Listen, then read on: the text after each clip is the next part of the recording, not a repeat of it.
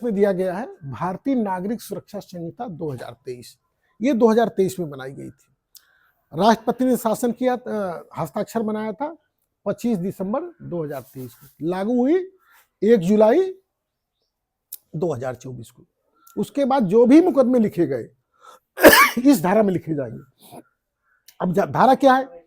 जैसे अपराध शुरू होगा, जिसे मारपीट हुई या कोई काम हुआ, उसकी रिपोर्ट जो है, रिपोर्ट माने लिखित भी हो सकती है, मौखिक भी हो सकती है।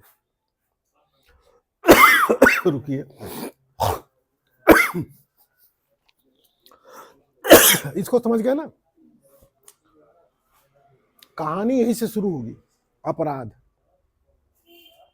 जैसे बिटिया ने बता दिया कि उस महिला ने 112 नंबर की सूचना देकर पुलिस को बुला लिया और उस व्यक्ति का नाम डाल दिया जो मौके पे नहीं था। अब पुलिस क्या करेगी? अपराध हो गया तो एफआईआर लिखेगी। एफआईआर किसके द्वारा लिखा जाएगा? जो महिला पीड़ित है, या तो प्रार्थना पत्र देगी या मौखिक देगी।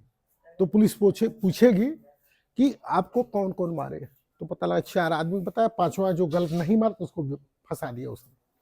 अब यहाँ कार्रवाई शुरू होगी। अब पुलिस यहाँ जांच करेगी। अन्वेषण माने होता है जांच करना, अन्वेषण माने खोज करना। अब पुलिस का काम यहाँ शुरू हो गया कि कितने लोग मारपीट में थे, कितने लोग नहीं थे। वही जो आप कर रहे हैं, किसी को गलत फंसाने से कोई फंसेगा नहीं।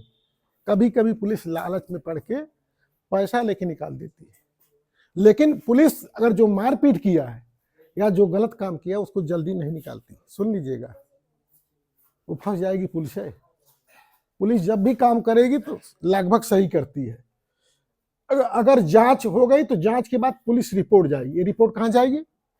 जब जांच पूरी हो जाएगी तो जो न्यायालय के पास जाएगी।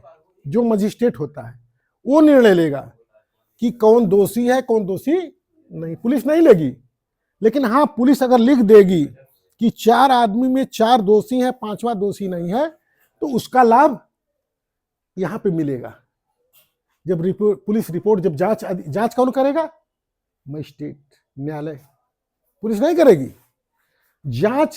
जांच में अगर क्लियर हो गया कि पुलिस की रिपोर्ट अन्वेषण सही है तो 4 मुलजिम होंगे, तीसरा निकल जाएगा। तो इसीलिए पुलिस को पावर होता है। जांच के बाद विचारण, समझ रही हैं? विचारण क्या होता है? जांच हो गई तो अब भी अपना वकील खड़ा नहीं, अब भी अपना वकील खड़ा करेंगे, हम भी खड़ा करेंगे।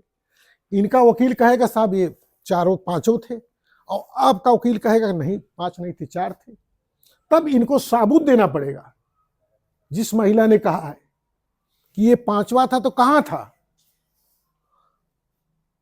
ये नहीं है कि इसे फंसा देंगे आपको। बगल रहे तो नहीं, मारपीट में था कि नहीं? हम जैसे खड़े, हम मारपीट में नहीं है तो उसका मतलब थोड़ी ना है। अगर वीडियो रिकॉर्डिंग है तो देखा जाएगा ना। खड़ा होने से कोई मतलब नहीं है। खड़ा होने से भाई कोई एक्शन हो, कोई बात हो। अब देखिए, विचारण के बाद फिर निर्णय लिया जाएगा। अब यहां जजमेंट आ गया। यही पूरी कहानी इसी पे डिपेंड है, जितने चैप्टर सब इसमें। अब निर्णय आपके पक्ष में हो गया कि 4 दोषी थे, 5वां नहीं दोषी। अब ये महिला कह रही कि नहीं, हम नहीं मानेंगे। फिर अपील करेगी कि नहीं साहब, वो 4 नहीं 5वां भी था, 4 नहीं 5वां भी था। तो अपील के बाद फिर इस पे फिर सुनवाई होगी। अब ये लास्ट है, निष्पादन। अब इसके बाद तो आप फैसला नहीं होगा। तो होता क्या है, इतने कार्रवाई में कितना समय लग जाता? बहुत समय लग जाता। लोग नहीं कहते साहब मुकदमा लिखा, कोई फैसला नहीं हुआ, आज तक चल रहा है। तब ये लिखा, पुराने दंड प्रक्रिया संहिता का उद्देश्य दंड देना था। पूरा कानून था दंड, लेकिन जो नया आया, लेकिन नए कानून का उद्देश्य न्याय प्रदान करना है। तो न्याय कैसे होगा? सरकार द्वारा संवैधानिक लोकतांत्रिक आकांक्षाओं की अनुरूपता में सभी नागरिकों को त्वरित न्याय, त्वरित माने तुरंत। अब इन्होंने फिक्स कर दिया कि दरोगा जी, एफआईआर लिखा जाएगा तो दरोगा जी 180 दिन के अंदर विवेचना पूरी करके न्यायालय भेज देंगे। पहले क्या था, लटकाए पड़े हैं 1.5 साल 2 साल तक। 180 में 6 महीने के अंदर ये रिपोर्ट पेश करेंगे यहाँ पे। अगर नहीं पेश करेंगे तो कारण देना पड़ेगा।